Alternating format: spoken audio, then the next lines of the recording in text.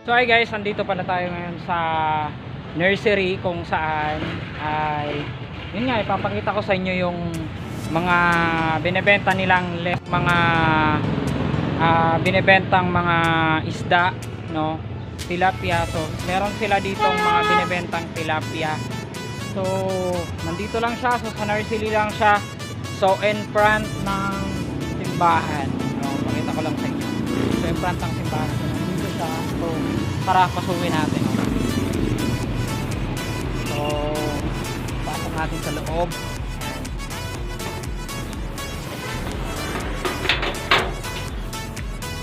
So actually pataas siya, pupuntahan natin pataas kasi yun nga, nalaman natin na meron palang mga lettuce na binebenta dito sa nursery. So pakita ko lang sa inyo. So actually malapad siya, no? So pagdating nyo may hagdanan, so dalawa, so mga tatlong baitang na hagdanan, no? So akyat lang tayo. Then marami pa pala sila dito, no? Pakita ko sa inyo, guys. So ngayon dito, pakita ko sa inyo. So dito na part is wala pa. So wala pang mga nakalagay na lettuce or mga tinanim nila dito. So wala pa. And then so actually mahaba to eh. And then dito din, pakita ko sa inyo, guys.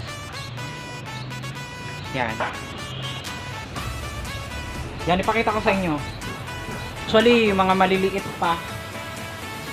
No, actually, mga maliliit pa sila. So, yan, binebenta pala nila yung mga lettuce. So, may mga bumibili na from Masalang, Katayngan, may mga bumibili. So, ayan, actually, mga maliliit pa. Pakita ko sa inyo. And then, yung kagandahan dito sa kanila ay meron silang fish pond, no? Mga tilapia. Pakita ko sa inyo.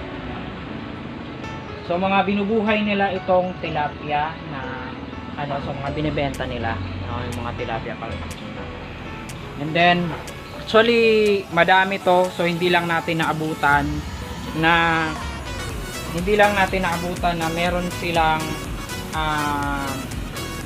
nilagay dito na tinanim.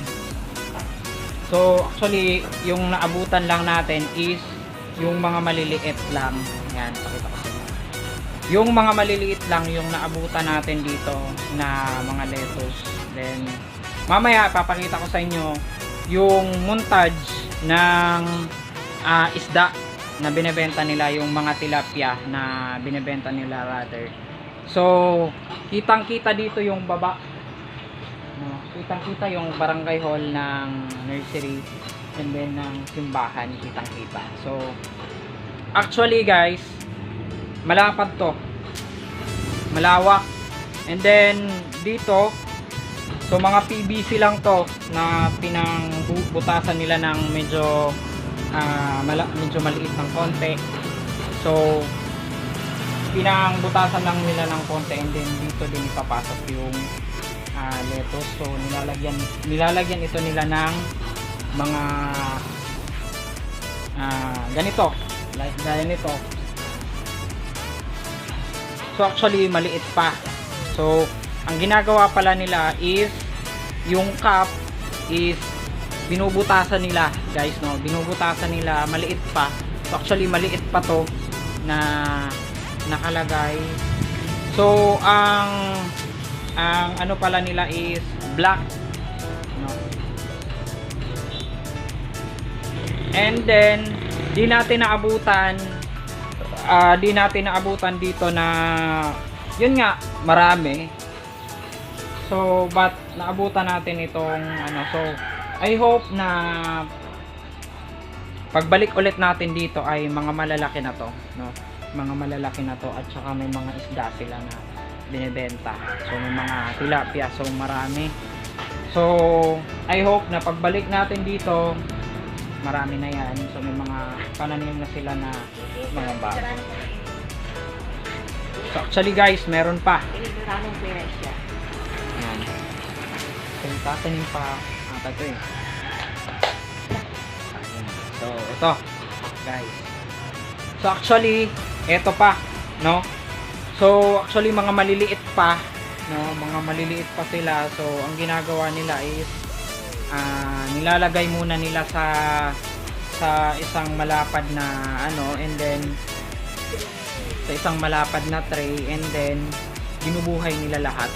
So binubuhay nila lahat para yun nga, para pagtanim dito sa taniman nila is mga magaganda na. So yung paglagay lang natin, so nilalalong pala nila, no?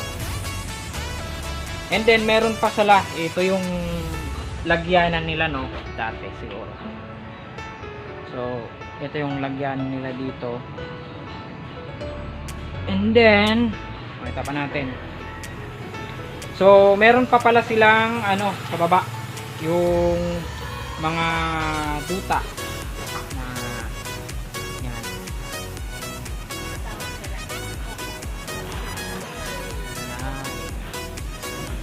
So actually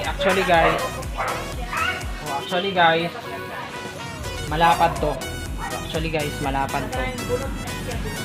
So bunot.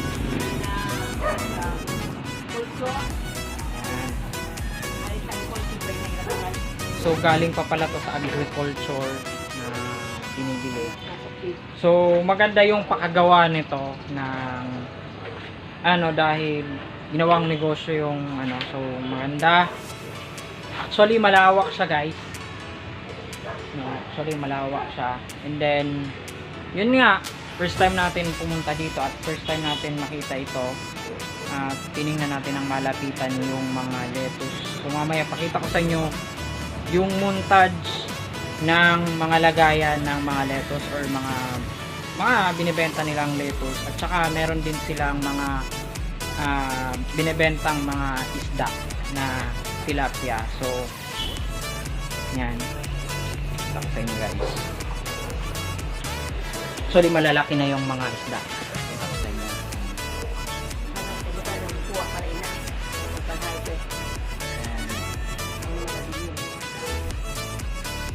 So magkano po, ma'am? 180. So sa mga gustong bumili pala ng tilapia, 180 po yung isa, no? Kilo. O yung kilo. Rather, 180 po yung kilo. So malinis. So Lapok. So actually yan ang gusto ng mga isda, yung may mga lumot-lumot, dahil dyan sila kumakain, mga lumot-lumot, no? So di natin naabutan yung mga mararaming mga lettuce dito, but pagbalik natin ulit dito is meron na to. So meron na to. So sakto naabutan lang natin yung mga maliliit pa lang na mga lettuce na tinanim nila. So actually malapad, malawak. So lahat dito. So ang kagandahan naman sa kanila dito ay ito, no? Talagang binigyan nila ng space dito. Yan guys. So talagang binigyan nila ng space ito. So square, or binigyan nila ng space, then pinagtagpi, gawa pala to sa PVC na pinagtagpi-tagpi. Okay,